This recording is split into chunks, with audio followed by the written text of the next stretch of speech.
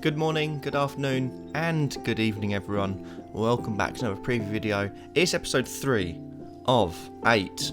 I couldn't be asked to do 2 hands, so I just did 2 lots of 4, hoping you understood that. I didn't for a second, that's why I had to explain it to myself, more so than anyone else.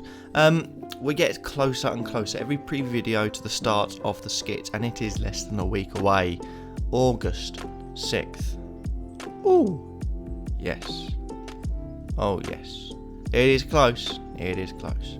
So, with that being said, who are we doing today? Well, you don't need to ask that, it's literally above me. Supreme, Criminal Overlord, Cricket Conglomerate, literally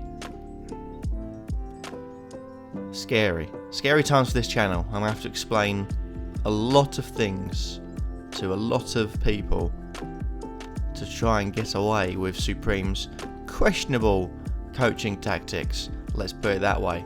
But he's picked up a decent team. We're going to preview his team in this episode and also get his thoughts on how he thinks the draft went. Starting off with the lineup, there's some good powerful batters in there.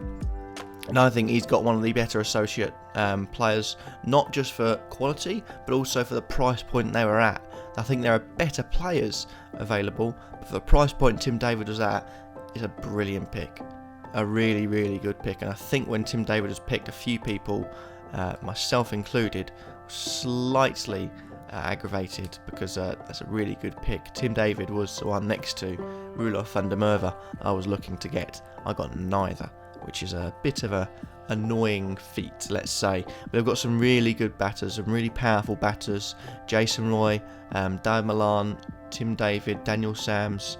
You also include Kola Cadmore and McLeod and even Najee Bula in that. There's some really good balance and some good differentials in their team there, and I really think that's a good balanced batting attack.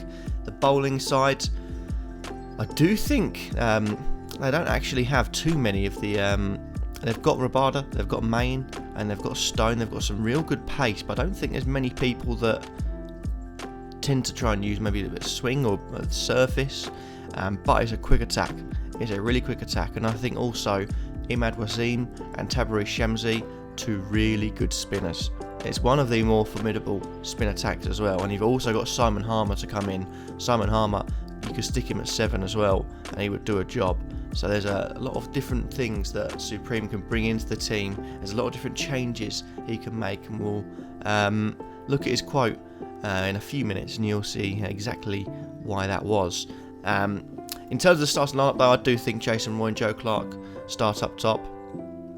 I've stuck Joe Clark as wicketkeeper because he hasn't actually picked one, and I'm pretty sure, I believe I'm right in saying it's Joe Clark and Kola Cadmore that can don the gloves occasionally from time to time. So I think that's where it would go.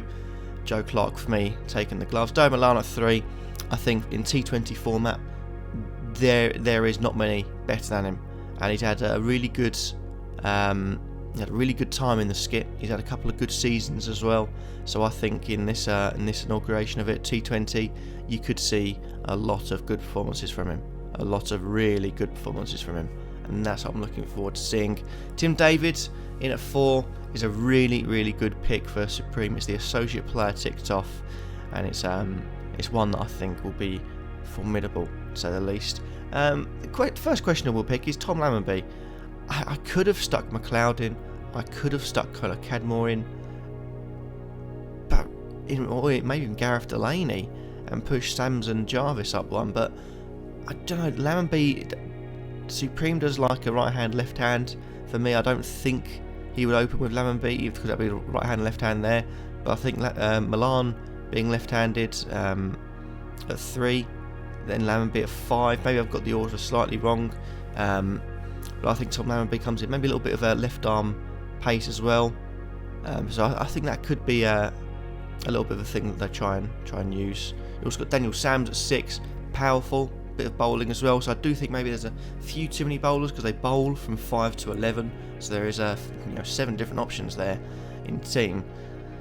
So maybe even include Tim David, that could be 8. So maybe Tom Lammonby comes out as one question mark in this team, but I decided to keep him in for the he wants the left-hand exposure as well. But then Daniel Sams, as I say, in 6, he previously played for Essex, so that makes him one of the better players to pick in this draft. So really good picking from Supreme. And then Jack Jarvis at 7, really good upcoming youngster for Scotland. It was him or McLeod. I could have stuck McLeod in and have Sams at 7, maybe even maybe at 6 and have McLeod at 5. I didn't do that because I think Jack Jarvis, bit of a difference maker. Having him at 7, he can bowl, he can bat. He might not get the 4 overs, he might not get much use out of the bat, but maybe with a cameo at the end could suit Jack Jarvis whilst he's getting into the, because he's only young, he's getting into the adult form of the game. And in terms of the bowling attack, KG goes for Rabada. KG, superb, really good pick that from Supreme, along with Gavin Main, some raw pace from the Scots. Again, 2 really good pace bowlers there, and I've already mentioned Wasim and Shamsi, really good spinners, really good. The one question mark, they both turn it the same way, so it's away from the right-hander into the left-hander. Question could be, does Simon Harmer come in potentially for Wasim to have they do not, do they? No, they do not. Sorry, they don't turn it the same way. I've literally just forgotten that Shamsi is a left-arm leggy. Completely ignore me. Very good bowling attack then. Very good bowling attack, because they're both left. Really blonde moment there. Should have dyed my hair for this. So yeah, really good attack. And I've got Shamsi as captain as well, for the simple reason that he's very experienced in the T20 format, and him and Supreme get on like a house on fire. Funnily enough, actually, that is one of Supreme's things in his contract for his players. If you don't perform, he will set your house on fire. So, funny how that links in, really. Strong bench as well. Really strong bench. Callum McLeod, Kola Cadmore, Zadran, Delaney, Harmer, Stone. It covers off all bases. The off-spinner could come in really useful, especially if you've got a lot of left-handers. You could even take Wasim out and go for the left-arm leggy, right-arm offie partnership. And as well, you've got another leg spinner in Gareth Delaney, a little bit of batting as well. It's a really balanced team, and we'll see why Supreme has done that with his quote, which is just around the corner from now. When I spoke to Supreme, he said my draft was okay. Had a few players stolen, but not too many. Had problems with trying to see how to balance things. Got good depth overall, without spending massive money, but instead spreading it out, getting solid players on the bench, which has been my downfall before. However, apart from Rabada and David, I do not really have any other X-Factor players. Can't wait to see Darren Milan continue his fine form from the previous skit. I really wanted Shakib for obvious reasons.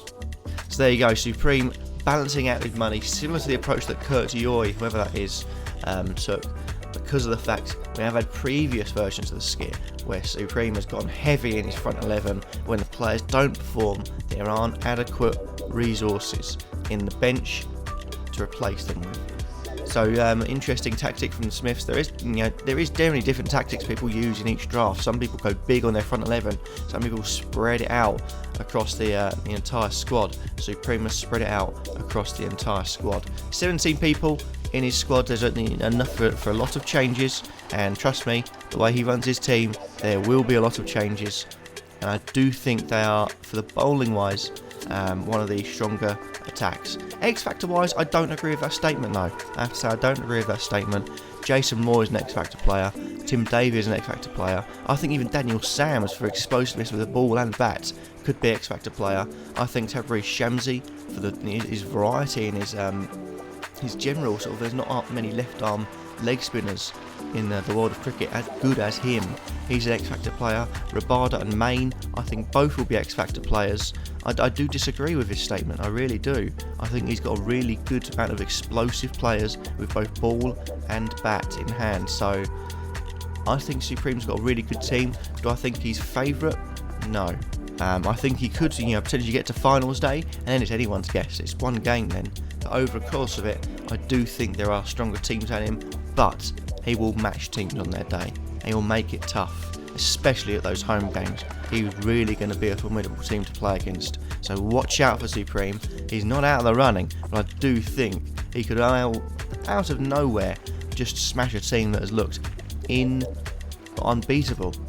so look out for that. But that's my preview on the criminal Overlord cricket conglomerate. Thank you all for watching. You have been, and I can confirm this is factually true, an audience.